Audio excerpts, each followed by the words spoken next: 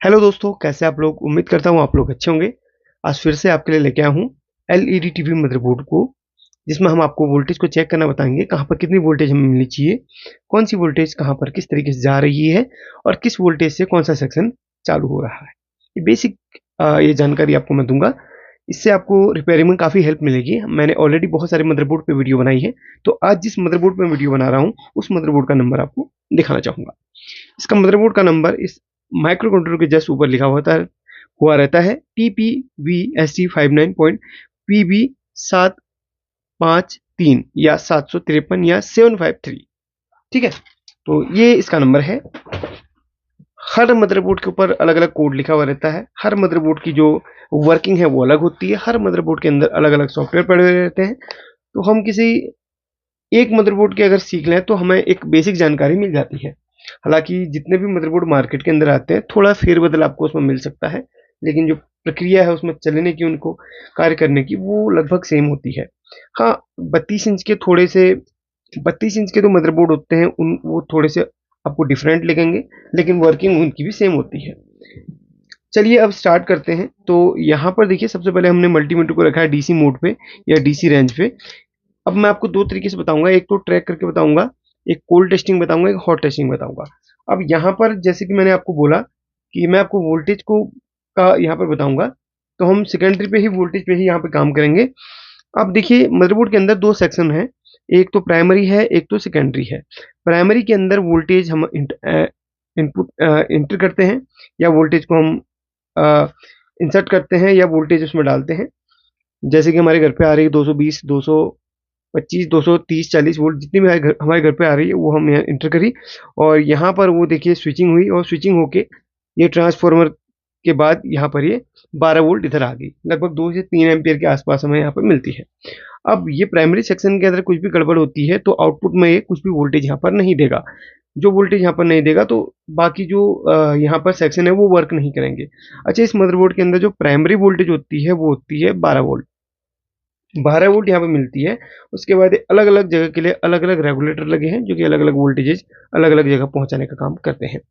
और उन्हीं वोल्टेजेस से अलग अलग सेक्शन चलते हैं, जैसे कि बैकलाइट चलती है, साउंड सेक्शन चल रहा है, माइक्रो कंट्रोलर चालू हो रहा है, बायोस के अंदर जो वोल्टेज है वो यहीं से रेगुलेट होकर पहुंच रहा है। इतना तो मैंने आपको समझा दिया। अच्छा, आपको मेरी वीडियो कैसी लगती है, कहाँ से आप मेरी वीडियो देख रहे हैं, कमेंट करके जरूर बताइएगा। ठीक है, अब प्राइमरी सेक्शन के रिपेयरिंग का तो ऑलरेडी मैं वीडियो बना चुका हूँ, बहुत सारी वीडियोस बनी हुई हैं, एक प्लेलिस्ट मैंने तैयार की हुई है। आप उस वीडियो को हमारी इसी प्लेलिस्ट के अंदर देख सकते हैं। मैंने इस वीडियो को भी उसी प्लेलिस्ट में डाल दिया है, तो उस प्लेलिस्ट को आप छानेंगे तो बहुत सारी वीडियो मिल जाएंगी, जिसमें आपको प्राइमरी सेक्शन के बहुत सारे जुगाड़ मैंने बताए हैं। जरूर देखिएगा उस वीडियो को। अब हम इसको सेक्शन को छोड़ देते, क्योंकि यहाँ पर तो फॉल्ट रिपेयर करना इस वीडियो में नहीं बताऊंगा, मैं सिर्फ आपको वोल्टेज के बारे में बताऊंगा। अब हम डायरेक्ट चलेंगे सेकेंडरी सेक्शन में। अच्छा, पहचान कैसे होती है, आप अगर ध्यान से देखें तो ये देखो, एक यहाँ पर एक पट्टी लगी हुई है। इसके अंदर जितने भी कंपोनेंट हैं, या जिस जगह पे हॉट लिखा हुआ है वो आपका प्राइमरी सेक्शन होता है, और जहाँ पे कोड लिखा रहता है इसके बाद का है, यहाँ पर हाथ वाथ टच कर लो कुछ नहीं होगा। ये बोर्ड ऑन है, हाथ भी टच के लिए कुछ नहीं होगा। हॉट के अंदर अगर टच कर लोगे समझ लो जबरदस्त करंट लगेगा, क्योंकि इसके अंदर बहुत जबरदस्त झटका लगता है। 220 वोल्ट इसके अंदर जा रही है। इसके अंदर ये रेक्टिफाई होकर एसी को डीसी बना, उसके बाद फिल्टर हुआ, उसके बाद कहाँ पे पहुंचा, आईसी पे, यहाँ पर ये मॉसफेट के अंदर पहुंचा। मॉसफेट ने इसको स्विचिंग किया, ट्रांसफार्मर को दिया, ट्रांसफार्मर ने वोल्टेज को स्टेप डाउन करके आउटपुट में दिया। बस ये प्रोसेस प्राइमरी सेक्शन की है। अब हमने इसको ऑन किया। ऑन करने पर सबसे पहले तो आपको रेड कलर का लाइट इसके अंदर दिखेगा, और जैसे आप देखो मैं आपको दिखाता हूँ, इसके अंदर रेड कलर का लाइट है। स्टैंड बाई पे ये है, इसको बोला जाता है स्टैंड बाई मोड। काफी टीवी के अंदर क्या होता है, स्टैंड बाई पे ही रहता है, वो रिलीज नहीं हो पाता। ये फॉल्ट बहुत सारी टीवी के अंदर आता है। आप कितना भी रिमोट दबा लो, कितना भी पावर बटन दबा लो, रेड ही रहेगा, ग्रीन नहीं होगा, या वो बंद नहीं होगा। वो बंद नहीं होगा तो टीवी चालू नहीं होगा। इसको बोलते हैं स्टैंड बाई प्रॉब्लम। लेकिन ये टीवी का मदरबोर्ड तो सही है, लेकिन ये क्या होगा, ट्रिगर करने पर स्टैंड बाई से रिलीज हो जाएगा, यानी कि ग्रीन जल गया, इसका मतलब मदरबोर्ड चालू हो गया, अभी वर्किंग में है। अब यहाँ पर जो सेक्शन है पहले वो समझा देता हूँ मैं आपको। इसके जो सेक्शन है और आईसीज है उनके बारे में थोड़ा समझा देता हूँ। तो यहाँ पर देखिए, सबसे पहले तो जो 12 वोल्ट बनी वो इस कनेक्टर पे आई। अब काफ़ी बार क्या होता है ना, अगर प्राइमरी सेक्शन फेलियर हो जाता है, अगर आप इसको रिपेयर नहीं कर पा रहे हैं, तो 12 वोल्ट 3 एम्पीयर का अडेप्टर ले लो और यहाँ पर पावर अपग्रेड इस कनेक्टर के पास में लिखा हुआ रहता है। इस कनेक्टर में ग्राउंड की जगह ग्राउंड, 12 वोल्ट की जगह 12 वोल्ट दे दो। ये बोर्ड एक अडेप्टर से चालू कर सकते हो आप। मैंने ऑलरेडी वीडियो बनाई, उस वीडियो को देख लो, आपको ये रिपेयर करने की जरूरत ही नहीं पड़ेगी। ठीक है, एक अडेप्टर से इस बोर्ड को चालू कर सकते हो, टीवी चालू कर सकते हो आप। अब यहाँ पर आईसीज के बारे में बता देता हूँ। ये यहाँ पर इस कनेक्टर के पास में स्पीकर लिखा है, तो ये स्पीकर के बगल में ही जो आईसी लगी हुई है वो हमारी साउंड आईसी है, एम्पलीफायर आईसी है। इस आईसी के बारे में आप डिटेल से इस आईसी की पिन आउट वगैरह कहाँ से निकाल सकते हो, गूगल पे इस आईसी का नंबर डाल दो, इस आईसी के बारे में सारी डिटेल आपको मिल जाएगी। किस पिन पे इनपुट है, किस पिन पे आउटपुट है, कहाँ पर कितने पिन पे कौन सी वोल्ट कहाँ पे इंटर हो रही है, ये सब बता दिया जाएगा। लेकिन ये आईसी 12 वोल्ट से ऑपरेट होती है, तो 12 वोल्ट यहीं से इसको मिलता है। अब बात करते हैं दूसरी आईसी की। ये मेन इसकी प्रोसेसर आईसी है, जिसको माइक्रो कंट्रोलर, माइक्रो प्रोसेसर या एमसीयू कहा जाता है शॉर्टकट में। इसके जस्ट ऊपर ये बायोस आईसी लगी है, सारा सॉफ्टवेयर इसी बायोस आईसी के अंदर होता है। इसके इस बायोस आईसी को फ्लैश करके हम इसके सॉफ्टवेयर को अपग्रेड कर सकते हैं या इसके सॉफ्टवेयर को फेरबदल कर सकते हैं, अगर वो इसके अंदर सपोर्टेबल है तो। ठीक है, इस आईसी के जस्ट इधर पे ये जो आईसी है, ये आरएफ आईसी है, जो कि अपने एंटीना सेक्शन के लिए इसकी जरूरत नहीं है। इसके जस्ट ऊपर एक 1118 या 1118 आईसी लगी हुई है। ये एक रेगुलेटर आईसी है जो 5 वोल्ट से दो अलग अलग वोल्टेज बनाती है, 1.8 और 3.3। अब जस्ट बात करेंगे इसके ऊपर लगी हुई, ये हमारी क्या है। अच्छा, ये जो सेक्शन है अपना, ये इतना सा ये देख लो, ये सेक्शन जो है हमारा, ये हमारा एलईडी ड्राइवर सेक्शन है या बैकलाइट सेक्शन है। इसके ऊपर लिखा हुआ है एलईडी ड्राइवर, यानी कि बैकलाइट से रिलेटेड कोई प्रॉब्लम आती है, हमारी बैकलाइट स्ट्रिप अगर टीवी के अंदर ठीक है, फिर भी हमारी बैकलाइट चालू नहीं होती, यहाँ से वोल्टेज बूस्ट नहीं हो पा रहा है, तो हमारा कौन सा सेक्शन खराब है, हमारा ए सेक्शन खराब है। अब इस सेक्शन में हमें फॉल्ट ढूंढना पड़ेगा, या तो इसका मॉसफेट खराब हो सकता है, या मॉसफेट को ड्राइव करने वाली ये आईसी खराब हो सकती है। तो ये आईसी क्या है, बैकलाइट सेक्शन में मॉसफेट को ड्राइव करने वाली ड्राइवर आईसी है, ये वाली आईसी। ठीक है, ड्राइवर आईसी। अगर आपको थोड़ा सा कंफ्यूजन होता है कि कौन सी आईसी ड्राइवर है, तो उस आईसी के ऊपर लिखे हुए नंबर को गूगल कीजिए, वैसे मैंने आपको बता दिया इस बोर्ड के अंदर। ये है एक मॉसफेट, ये मॉसफेट यहाँ पर इस सेक्शन के लिए, इन्वर्टर सेक्शन या एलईडी ड्राइवर सेक्शन के लिए है। अब बात करते हैं, इधर पे भी छोटी छोटी दो आईसी लगी हुई हैं। एक हमारी 5 पिन की ये है, एक हमारी 6 पिन की ये है। ये 5 पिन की, ये 6 पिन की। ये रेगुलेटर आईसी है, इसकी जस्ट ऊपर 6 पिन की ये भी रेगुलेटर आईसी है। ये एलवीडीएस कनेक्टर है, यहाँ से डिस्प्ले के लिए, पैनल के लिए हमारे सिग्नल जाते हैं, वोल्टेज जाती है यहाँ से। अब इसके बाद पैनल पे कोई हलचल नहीं हो रही है, तो यहाँ पर सिग्नल या वोल्टेज देखे जाते हैं। ज़्यादातर प्रॉब्लम हमारे पैनल से ही आती है, इधर से बहुत कम आती है। ठीक है, अब चलिए हम शुरू करते हैं, यहाँ पर वोल्टेज को चेक करने की जो प्रोसेस है, प्रक्रिया है, वो शुरू करते हैं। सबसे पहले हम मल्टीमीटर को डीसी पे रख लेते हैं।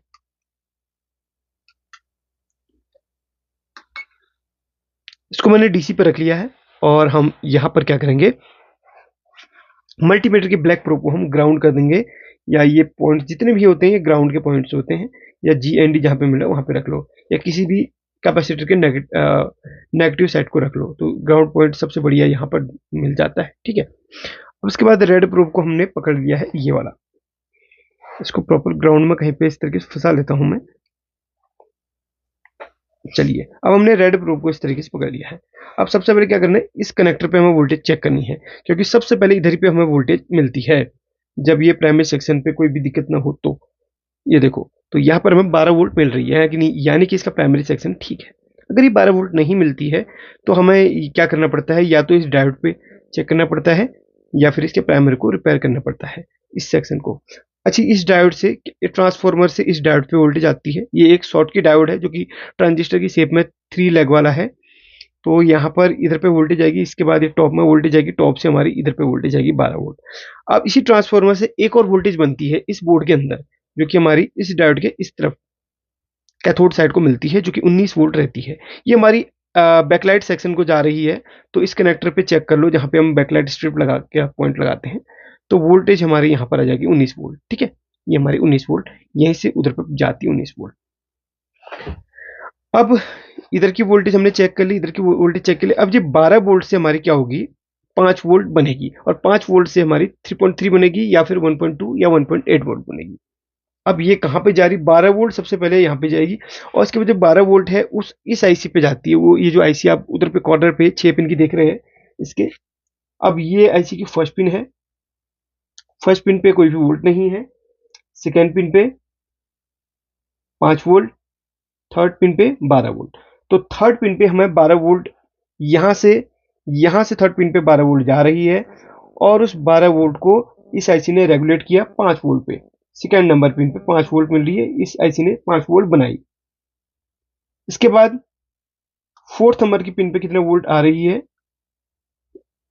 तो इस पे टच करते ही स्टैंड बाई पे चला गया है, तो उसको रिलीज करता हूं, तो इसका मतलब वो सिग्नल वाला है।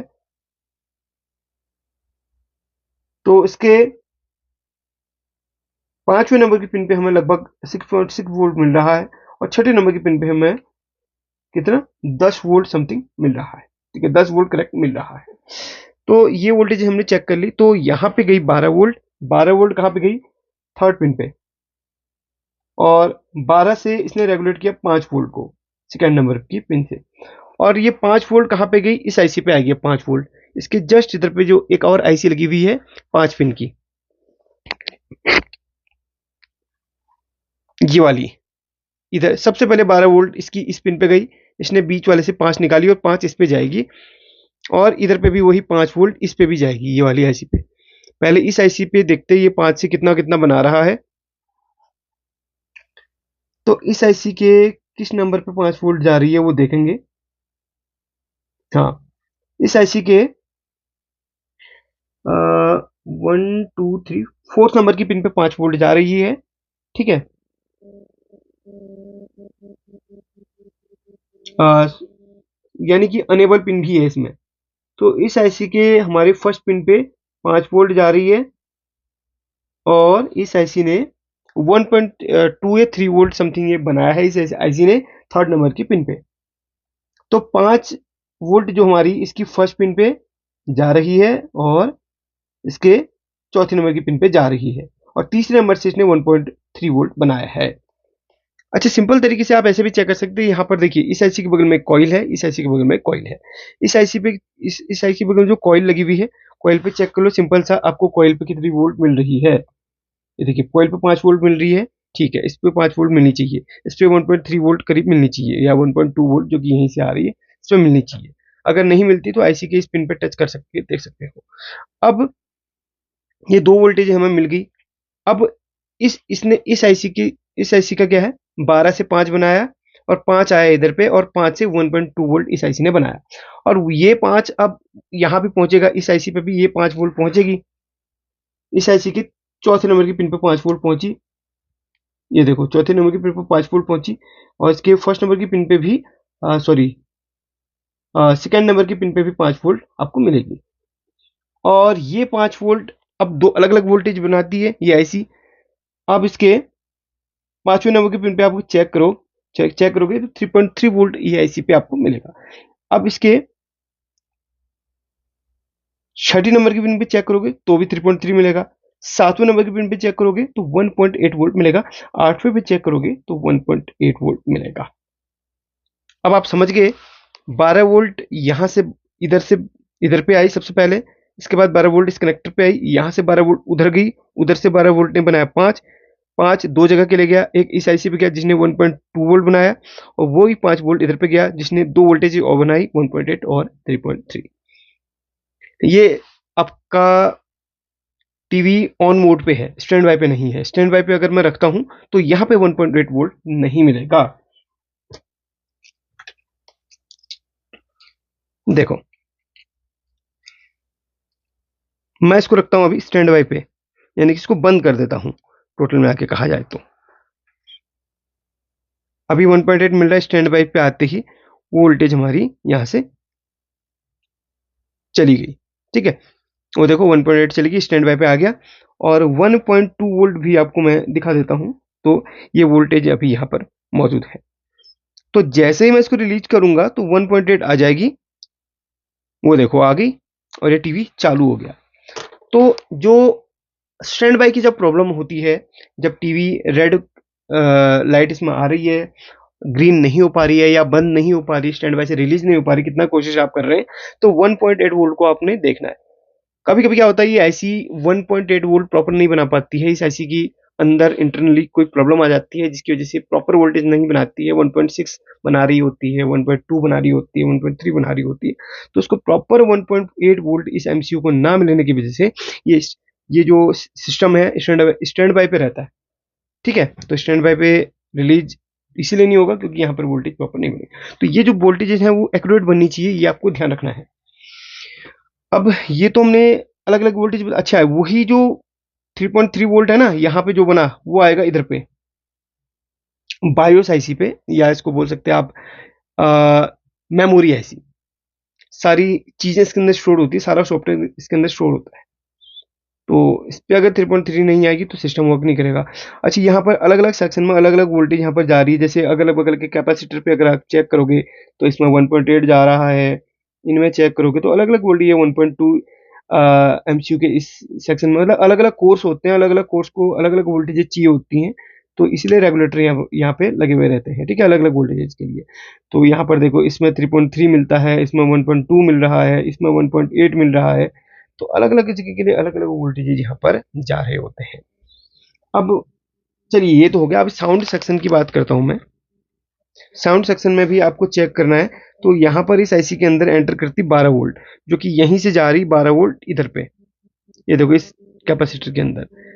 तो यहीं से फिर हमारा सिस्टम पे क्या ना साउंड बनने का काम होता है। अगर यहाँ पे 12 वोल्ट नहीं आती है, आईसी के अंदर 12 वोल्ट एंटर नहीं होगी, तो साउंड नहीं बनेगा या वहां से सिग्नल नहीं आएगा। अगर इसके अंदर कोई सी भी त्रुटि होती है तो हमारा साउंड फटा आएगा, हमारा साउंड बिल्कुल नहीं आएगा, या फिर हमारे साउंड से रिलेटेड अन्य प्रॉब्लम्स आने लगेगी। तो ज्यादातर जो साउंड की प्रॉब्लम्स होती है हमारी इसी आईसी से होती है। अगर सपोज ये आईसी ठीक है, चेंज करने के बाद भी वर्किंग में नहीं है या अदर कोई प्रॉब्लम्स है, तो हमारी यहाँ से जो सिग्नल्स आ रहे हैं, जो ऑडियो सिग्नल्स, उनमें कोई बाधा बीच में अगर कोई ब्रेक हो सकता है लाइन, तो उनको भी आप चेक करें। तो इस आईसी का डाटा शीट निकालें, इस आईसी में साउंड कहाँ से आ रहा है, सिग्नल कहाँ से इनपुट हो रहा है, किस पिन पे हो रहा है, वो ट्रैक करें इस तरीके से। ठीक है, वो एक डिटेल वीडियो बनाऊंगा, वो भी बड़ा सिंपल तरीका है, वो भी जरूर बताऊंगा। अब हम बात करते हैं यहाँ पर, हाँ, इस इधर का सेक्शन तो हमने छोड़ ही दिया, जो कि हमारा बैकलाइट सेक्शन होता है, ये तो समझा दिया आपको। अब बैकलाइट सेक्शन की हम बात करेंगे। तो सबसे पहले तो बैकलाइट, अगर आपके सिस्टम के अंदर, चलिए उससे पहले मैं एलवीडीएस के वोल्टेज आपको दिखा देता हूँ। इस पिन पे अगर आप चेक करोगे तो आपको 5 वोल्ट मिलेगा, और इसके अंदर 5 वोल्ट। अच्छा इसमें, अच्छा 5 वोल्ट ऑपरेटेड है, यानी कि इसमें जो पैनल है वो 5 वोल्ट से चल रहा है, इसमें 12 वोल्ट मिल नहीं रही मेरे को। तो इसमें जो पैनल है वो 5 वोल्ट वाला है। ठीक है, ये कंफर्म हो गया। अच्छा एक चीज आप हमेशा याद रखना कि बहुत सारे पैनल होते हैं, अलग अलग वोल्टेज से चलते हैं। किसी किसी पैनल को चलने के लिए 12 वोल्ट चाहिए, किसी पैनल को चलने के लिए 5 वोल्ट चाहिए। तो यहाँ पे देखिए, इसकी जो यहाँ पे मार्क होता है हल्का सा, इसके जस्ट यहाँ पे जो पिंस होती है, हमारी यहाँ पे वोल्टेज पता चल जाता है। तो अगर यहाँ पर 5 वोल्ट दिखा रहा है तो हमारा पैनल 5 वोल्ट वाला है। अगर यहीं पे 12 वोल्ट आती है तो हमारा पैनल 12। तो ये जरूर ध्यान रखना है, आपने गलत पैनल, गलत कनेक्शन नहीं करने। आपने 12 की जगह 5 लगा दिया तो पैनल पे और फॉल्ट इसमें आने लग जाएंगे। तो ये यहाँ पे जरूर ये चेक करना कि यहाँ पे है ना 5 वोल्ट से ऑपरेट हो रहा है ये पैनल पे के लिए जो एलवीडीएस केबल जा रही है। अब हम बैकलाइट सेक्शन की बात करेंगे। अगर सिस्टम के अंदर या डिस्प्ले के अंदर आपका डिस्प्ले वर्क कर रही है, आपने हल्का सा फ्लैश लाइट लगा के देख लिया, लेकिन डिस्प्ले पे बैकलाइट नहीं जल रही है, बैकलाइट नहीं आ रही है, स्ट्रिप पे जो पीछे लाइट होती है डिस्प्ले के पीछे वो नहीं जल रही है, तो उसका क्या कारण हो सकता है? इसका एक कारण ये होगा कि जो 80% जो प्रॉब्लम आती है वो बैकलाइट स्ट्रिप अगर खराब हो जाए, आपको मैं दिखाऊंगा। चलिए, बैकलाइट स्ट्रिप वैसे आपने देखी होगी, अगर आप रिपेयरिंग करते हो तो आपको पता ही होगा। तो बैकलाइट स्ट्रिप में छोटी छोटी एलईडी लगी होती है, सीरीज में लगी होती है। कोई एक एलईडी खराब हो जाए तो क्या होगा कि वो स्ट्रिप काम नहीं करेगी। अगर स्ट्रिप हमने चेक कर ली बैकलाइट अच्छा सिंपल, आप स्ट्रिप निकालने से पहले एक काम कर लो। क्या काम कर लो? मदरबोर्ड के अंदर ही यहीं पे देख लो, देखो यहीं पे पता चल जाएगा कि फॉल्ट कहाँ पे है। अच्छा अभी इस वक्त आपको वोल्टेज दिख रही होगी 19 वोल्ट समथिंग। अब हमने इसको क्या कर दिया, ऑफ कर लिया, यानी कि स्टैंड बाय पे डाल दिया है। रेड कलर की लाइट जलनी चाहिए इसके अंदर, हाँ स्टैंड बाय पे आ गया है। तो इसमें 19 वोल्ट आपको दिखा रहा है, 18-19 वोल्ट करीब दिखा रहा है। ठीक है, अब हम इसको स्टैंड बाय से रिलीज करेंगे और एकाएक वोल्टेज आपको बूस्ट होगा, फिर पीछे आ जाएगा, क्योंकि अभी एलईडी नहीं लगी इस पे ना। तो देखो ध्यान से देखना और मुझे कमेंट करके बताना कि कितना वोल्टेज तक यहाँ पर बना। देखो अब स्टैंड बाय से रिलीज कर लिया मैंने। आई होप कि आपने देखा होगा कि यहाँ पर, चलिए आप ही कमेंट करके बता दीजिए, सबसे ज्यादा वोल्ट 1 सेकंड के लिए कितना गया इधर पे। इसका मतलब है कि हमारा एलईडी ड्राइवर सेक्शन बिल्कुल ओके है। स्टैंड बाय से रिलीज करते ही एकाएक वोल्टेज बूस्ट होता है, तो हमारा ड्राइवर सेक्शन बिल्कुल ओके है। इसका मतलब हमारी जो प्रॉब्लम है वो एलईडी स्ट्रिप से है, कोई एलईडी खराब हो गई है जिसकी वजह से वो काम नहीं कर रही है। ठीक है, 3 स्ट्रिप 2 स्ट्रिप जितनी भी होंगी, और उसमें क्या है ना, अब यहाँ पर जो वोल्टेज अभी दिखा रहा है मैं बोलूंगा नहीं क्योंकि आप कमेंट करके बताएंगे। चलिए बता देता हूँ, लगभग 66 वोल्ट तक यहाँ पर मैक्सिमम गया। तो इसका मतलब वो एलईडी जो स्ट्रिप है वो लगभग 66 वोल्ट से चल रही है। अब वहां पर कोई एक बल्ब खराब हो जाए तो काम नहीं करेगा। अगर वोल्टेज बूस्ट नहीं करता है तो प्रॉब्लम कहां से है, तो प्रॉब्लम हमें फाइंड करना है। थोड़ा बता देता हूं कहां कहां से हो सकता है। एक तो हमारा ये ड्राइवर जो आईसी है, या तो वो खराब हो सकती है, वहां से पल्स आपकी गेट इसकी फर्स्ट मोस्फेट की फर्स्ट पिन पे नहीं जा रही है, जिसकी वजह से मोस्फेट वर्किंग में नहीं आ रहा है। नंबर 1 आईसी का फॉल्ट हो सकता है, नंबर 2 मोस्फेट का फॉल्ट हो सकता है, नंबर 3 आपका ये बूस्ट कॉइल यहाँ पर लगी हुई है, इसका फॉल्ट हो सकता है। लेकिन सबसे पहले आपको ये जरूर चेक करना है कि यहाँ पर जो बैकलाइट सेक्शन के लिए जो वोल्टेज बननी चाहिए वो बन रही है कि नहीं। इसी 19 वोल्टेज को या इसी 19 वोल्ट को बूस्ट करके 86 वोल्ट तक पहुंचाया गया है इस इन्वर्टर सेक्शन में, इन कंपोनेंट्स के द्वारा।